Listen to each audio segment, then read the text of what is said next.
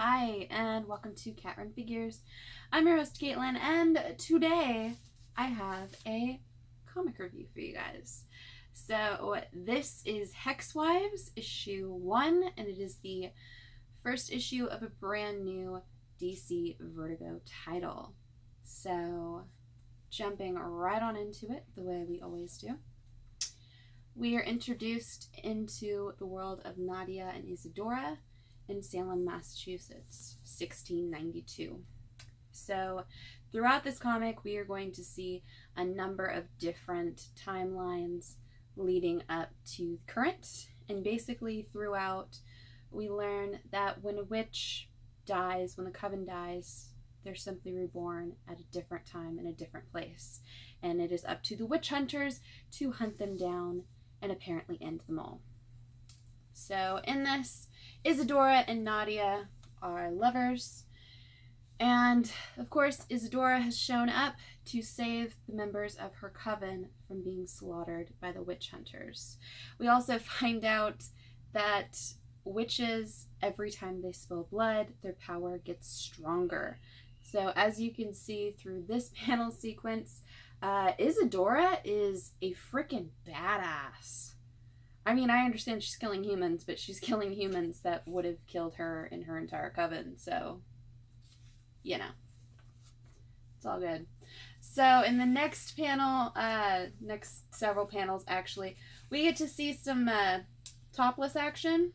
So we're gonna keep turning the pages there because YouTube doesn't like that.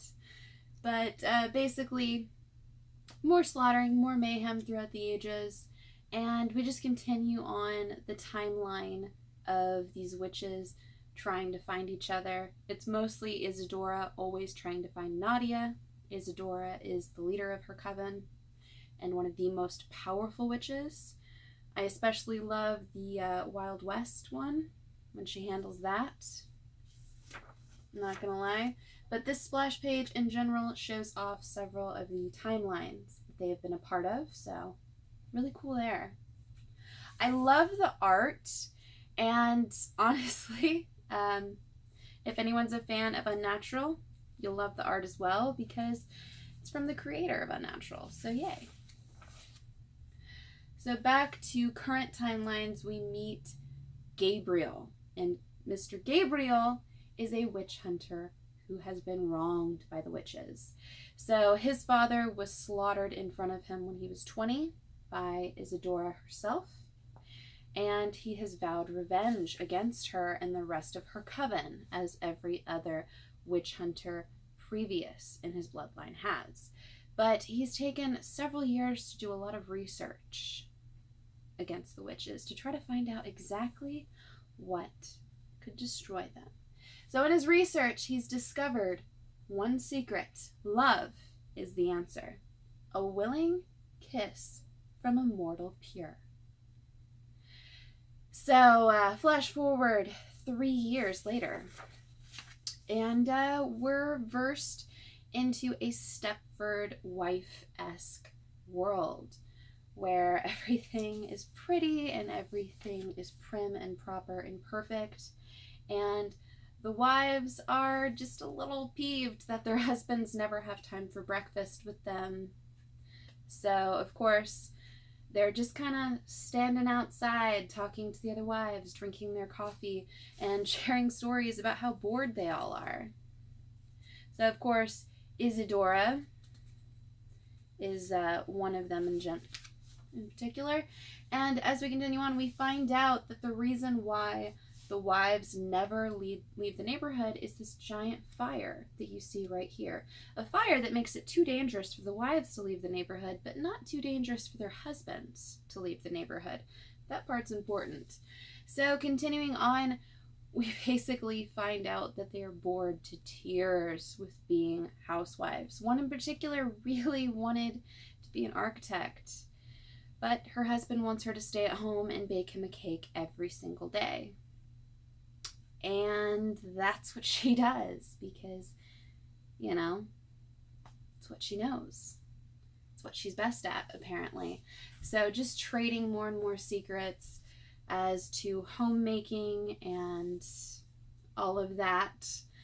Isadora, while cleaning her home, has a bit of a vision, might say, right there. She hears a scratching, and her vision blurs and turns red. So, continuing on, we find out that Isadora is not allowed to smoke.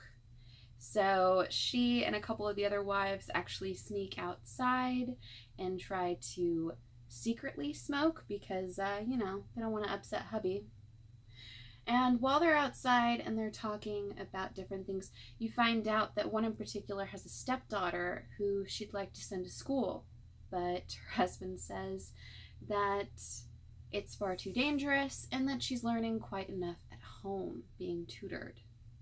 So, continuing on, we get to see just everything about being a Betty homemaker, and they're bored housewives, honestly. But when one of them in particular goes to light up a cigarette, the lighter basically explodes into a giant fire. And that's the second time we get to see kind of a little dip back into their magical lives that none of them remember.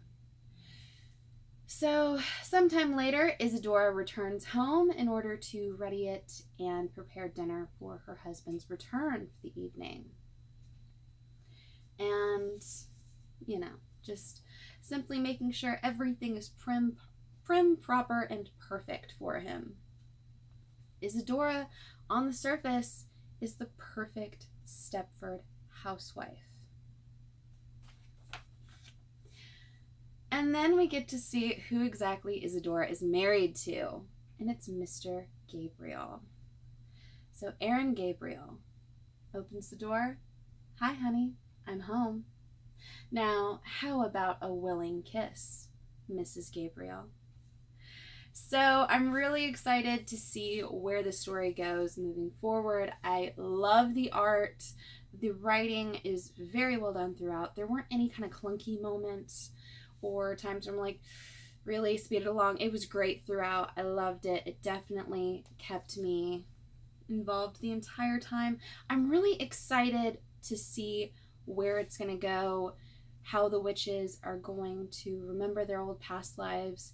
And honestly, they're going to get revenge against all of these witch hunters. So that's definitely going to be something to look out for.